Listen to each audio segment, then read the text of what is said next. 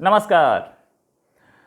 असली दोस्त वही होता है जो कि कब्र तक साथ दे, और ऐसी ही कुछ दोस्ती निभाई पाकिस्तान ने तुर्की के साथ। खुद तो एफएटीएफ की ग्रे लिस्ट में था ही, टर्की को भी बुला लिया। अब दोनों दोस्त साथ बैठे हैं वहां पर। असलियत ये कि टर्की हमेशा से एक अच्छी इकोनॉमी रही है, पाकिस्तान जैसी इकोनॉमी नहीं रही। उसका टेरर से वास्ता कम रहा है और उन्होंने काम भी किया टेरर फाइनेंसिंग को रोकने के लिए, लेकिन फिर भी घुस गया। एक रीज़न तो ये भी रहा होगा कि वो पाकिस्तान को, जो कि जिस पे पूरी वर्ल्ड की नज़र है, पूरी वर्ल्ड उससे खफा है कि ये टेरर की फाइनेंसिंग कर रहा है, ये आतंकवाद को सपोर्ट कर रहा है, और उसको तुर्की सपोर्ट कर रहा था। लेकिन जब पाकिस्तान जब घुसा था एफएटीएफ की ग्रे लिस्ट में, तो उस समय उसे दो ही कंट्री सपोर्ट कर रहे थे, एक चाइना और एक तुर्की। चाइना की इकोनॉमी बर्बाद हुई, मतलब जैसे बोलते हैं ना कि राहु का असर पड़ा। राहु से दोस्ती करोगे तो असर तो पड़ेगा भाई, तो वही हुआ। असर खराब पड़ा चीन पे भी, उसकी इकोनॉमी भी ऐसी ऐसी बढ़िया इकोनॉमी 1980 से अब तक जो भाग रही थी, वो सडनली डाउन ट्रेंड पे आ गई। और तुर्की जो फर्स्ट क्लास काम कर रहा था, यूरोप से बड़े अच्छे रिलेशंस थे, वो ब्लैक लिस्ट में पहुंच गए भाई साहब। अब क्या? अच्छा, पाकिस्तान को भी एक ही चीज़ थी, पाकिस्तान को भी ये भरोसा था कि मुझे निकालेंगे इस ग्रे लिस्ट से तो तुर्की निकालेगा। चाइना की बहुत ज़्यादा सुनी नहीं जाती, ईस्ट वेस्टर्न ब्लॉक का मेंबर है तुर्की, यूरोपियन यूनियन में जाने के सपने लेता है, इसकी अच्छी दोस्ती है, नेटो का मेंबर है, ये ही निकालेगा। लेकिन अब तो खुद ही घुस गया भाई वो, तो कैसे निकालेगा? तो पाकिस्तान के मंसूबों पे पानी फेरा, पाकिस्तान खुद भी ग्रे लिस्ट में कंटिन्यू हुआ, और होना भी था। जिस दिन आपका डिसीजन हो रहा है एफएटीएफ का, उससे पहले आपने जो एक्शन लिए नहीं लिए वो तो बात अलग। जिस दिन आपका डिसीजन हो रहा है उसी दिन आप अफगानिस्तान में आपके शाह महमूद कुरैशी फॉरेन मिनिस्टर बैठे थे, और साथ में बात किनसे कर रहे थे? वही मुल्ला खुंद वगैरह से, जिनको यूएन डेजिग्नेटेड आतंकवादी हैं वो। तो उनसे बात करोगे तो आपको लगेगा नहीं एफएटीएफ को कि हम लोग इसको ब्लैक लिस्ट में डालें। वो तो उन्होंने एहसान किया कि नहीं डाला आपको ब्लैक लिस्ट में, ग्रे में ही रखा। भाई आपके अपनी हरकतें क्या है, आप इंडिया को ब्लेम कर देते हो। एफएटीएफ ने भी इस बार मना किया कि इंडिया की कोई गलती नहीं है, हम 29 हमारी ऑर्गेनाइजेशंस और कंट्रीज़ हैं, वो सारे के सारे मिल के डिसीजन लेते हैं, कंसेंसस पे डिसीजन होता है, इंडिया कुछ नहीं करता। लेकिन अब पाकिस्तानी मीडिया बार बार यही बोलेगा, बड़े बड़े जो लीडर्स घूमते हैं और बड़े बड़े जो पत्रकार घूमते हैं, यही बोलेंगे कि इंडिया ने डलवाया। इंडिया ने बोला था कि जिस दिन एफएटीएफ डिसीजन लेने जा रहा है उसी दिन आपका फॉरेन मिनिस्टर और आपका एसआई चीफ वहाँ अफगानिस्तान में सारे बड़े बड़े आतंकियों से मीटिंग करे, जिनके यूएन डेजिग्नेटेड टेररिस्ट हैं। तो फिर आप क्यों पहुंचे वहाँ पे? आप खुद तो डूबे ही, वो बेचारे एर्दोगैन को भी फंसा दिया। एर्दोगैन सोच रहा होगा यार कहाँ यार कि किस फुकरे से दोस्ती कर लिया, तो ये भी टूटा, मैं भी डूबा, हम दोनों मरे। खैर, अब बात करें एर्दोगैन की। बात ये पाकिस्तान से जुड़ा मामला है। एर्दोगैन जो है उसको एफएटीएफ ने बोला कि उन्होंने हमें कमिटमेंट दिया है कि हम हाई स्ट्रेंथ ऑफ इफेक्टिवनेस के साथ साथ मनी लॉन्ड्रिंग और टेरर फाइनेंसिंग मैकेनिज्म पे हम काम करेंगे। और वो ये प्रॉब्लम कहाँ आई? जो नॉन प्रॉफिट ऑर्गेनाइजेशंस हैं तुर्की के, वो नॉन प्रॉफिट ऑर्गेनाइजेशंस की जो फंडिंग थी वो कहीं गड़बड़ जा रही थी आतंकियों के हाथ में। इस पर बहुत टाइम से वार्निंग्स दी जा रही थी तुर्की को एफएटीएफ की तरफ से कि समझो अब कुछ ऐसी भी ऑर्गेनाइजेशंस हैं जो पाकिस्तान में काम करती हैं, पाकिस्तान से फाइनेंस जाता है तुर्की की ओर और तुर्की से आता है फाइनेंस। बहुत अच्छी दोस्ती है ना इनकी, तो जो दोस्ती है वो एर्तुगरुल वाली है। तो एर्तुगरुल की जो स्टैचू लगी उसी के साथ फाइनेंसिंग भी शुरू हो गई, और वो फाइनेंस कैसे जा रहा है, कहाँ जा रहा है? तुर्की से भी फाइनेंस पाकिस्तान की ओर आ रहा था, और तुर्की से ज़्यादा आ रहा था इनफैक्ट। वो नॉन प्रॉफिट ऑर्गेनाइजेशन की, क्योंकि उसकी बहुत अच्छी इनकी ट्रैकिंग नहीं थी, एनपीओ से यहाँ पे आया चाइल्ड एजुकेशन के नाम पे, या आया हेल्थ के नाम पे, और वो घुस गया आतंकियों के हाथ में, या वहाँ पे उन्होंने आतंकियों को ही दे दिया। क्योंकि ये आतंकी हाफिज सईद वगैरह चलाते तो है ना, एक ब्लड बैंक चलाते हैं, एक एम्बुलेंस सर्विस चलाते हैं। वो ब्लड बैंक के लिए चलाने के लिए कितना चाहिए होता पैसा, और उस पैसे से 100 गुना ज़्यादा पैसा दे दिया तो पता तो लगता है ना ये पैसा कहाँ जाएगा।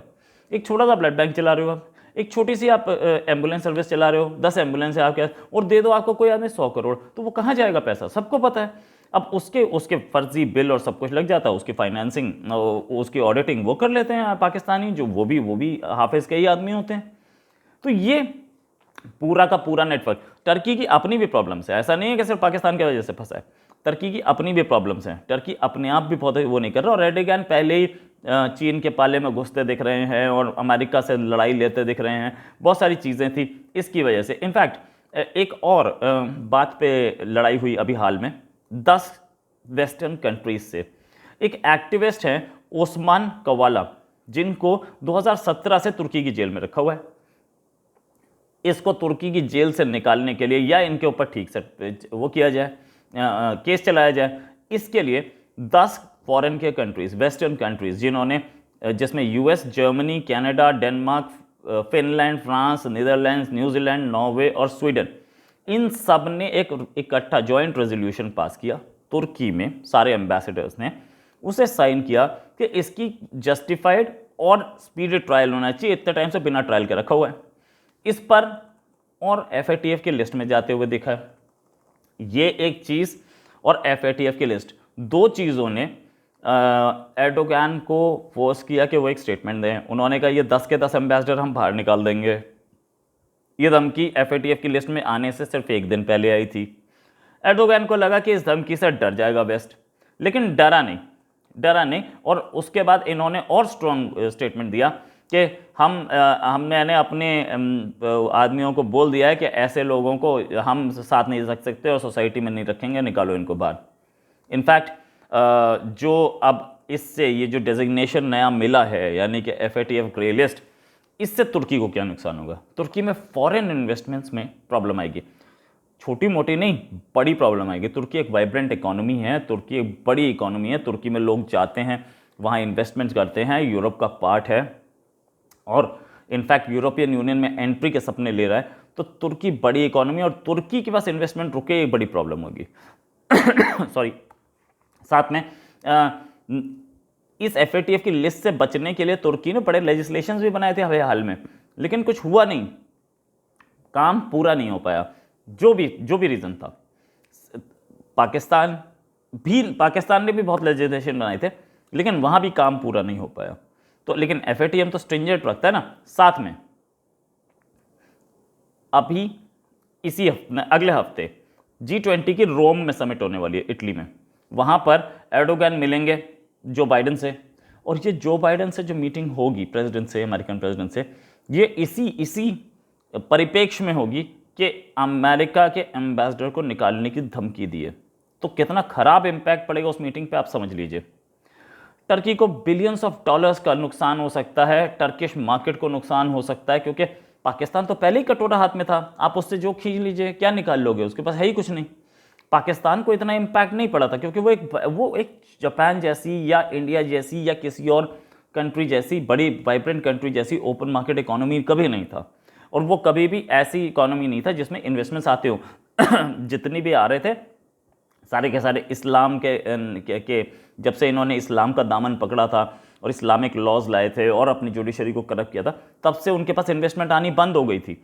तो अब टर्की के पास ऐसा नहीं था। टर्की एक ऐसा कंट्री है जो कि मुस्लिम कंट्री हुआ करता था, 1921 में खलीफा हुआ करता था। खलीफा को मुस्तफ़ा कमाल अतातुर्क ने हटा दिया और बोला हमारा कंट्री सेक्युलर होगा। इस खलीफा के सपोर्ट में इंडिया में भी खिलाफत मूवमेंट हुआ था, लेकिन जब खलीफा ही हट गए तो खिलाफत मूवमेंट भी खत्म हो गया। तो ऐसा था, वो खलीफा का बहुत वो हुआ करता था, बहुत क्लाउड था सारे के सारे वर्ल्ड के सारे मुस्लिम्स पे, और खलीफा को वर्ल्ड के सारे मुस्लिम्स अपना लीडर मानते थे। लेकिन वो एक कंट्री जो कि लीडर हुआ करता था ऑटोमन एम्पायर के अंडर, उसने अपने आप को सेकुलर कंट्री बना दिया था, और सेकुलर कंट्री बनाने के लिए के बाद वो यूरोप से मिल गया था। इस बार जो एफएटीएफ में घुसे हैं, एर्डोगन की 20 साल की प्रेसिडेंसी जो है उसमें इकॉनमी सबसे खराब लेवल पे है इस समय, सबसे खराब लेवल पे। साथ में टर्किश लीरा, टर्की की जो करेंसी है, इसी साल 20% नीचे गिरी है, और इससे एफएटीएफ की लिस्ट में जाने से 3% जीडीपी श्रिंक करेगी, ग्रॉस डोमेस्टिक प्रोडक्ट 3% गिरेगा, मतलब करीबन $23 बिलियन का नुकसान। $23 बिलियन। पाकिस्तान कटोरा लेके अब भी बैठा हुआ वाशिंगटन में कि 1 बिलियन दे दो, यहाँ 23 पाकिस्तान के बराबर था मामला। इतना है क्या। पोटेंशियल रिस्क ये भी है कि कहीं यूरोपियन यूनियन में घुसना के लिए बैन ना लग जाए, कहीं यूरोपियन यूनियन में एंट्री ना मिल पाए। एफएटीएफ बहुत सीरियस है और स्ट्रिक्ट है, और यूरोपियन यूनियन पूरा उसकी बहुत बात मानता है, उसको बहुत समझता है कि ये सही बात बोलता है और इसकी बात को हम गड़बड़ नहीं होने देंगे। जहाँ तक बात पाकिस्तान की, सबको पता है पाकिस्तान क्यों बैठा है, बहुत बार डिस्कस हो चुका है, तो इसमें मैं ज़्यादा नहीं बोलूँगा, लेकिन ये है कि पैरामीटर्स पूरे नहीं हुए थे और पैरामीटर्स पूरे करने के लिए फिर टाइम दिया गया, और अभी भी खुले में घूम रहे हैं आतंकी उनके पास। और इनफैक्ट अभी तालिबान को सपोर्ट किया उन्होंने, तो तालिबान के सपोर्ट को साफ तो दिख रहा ही ना, पूरी वर्ल्ड को दिख रहा है, हमें क्या और अमेरिका को क्या, सबको साफ दिख रहा है कि किसको सपोर्ट किया किसने किया, तो फिर क्या हो सकता है उसमें। खैर एनीवेज, दोनों कंट्रीज अब एक ही लिस्ट में बैठे हैं और बड़े अच्छे खुश होकर के खुशनुमा माहौल में साथ बैठे हैं। देखते हैं इसमें क्या होता है आगे। अभी तो बहरहाल इतना ही कि दोनों वहाँ बैठे हैं, दोनों की इकोनॉमी को दिक्कत आएगी और चाइना अपनी इकोनॉमी की दिक्कत झेल रहा है। तीनों कंट्रीज अब डूबते दिख रहे हैं, और जो दोस्ती है चाइना की और पाकिस्तान की और टर्की की, अब इसमें इसे आप ये भी बोल सकते हैं कि फाइनेंशियल क्राइसिस वाली दोस्ती दिख रही है। इसी के साथ एक और खबर के साथ फिर हाजिर होंगे। नमस्कार, जय हिंद।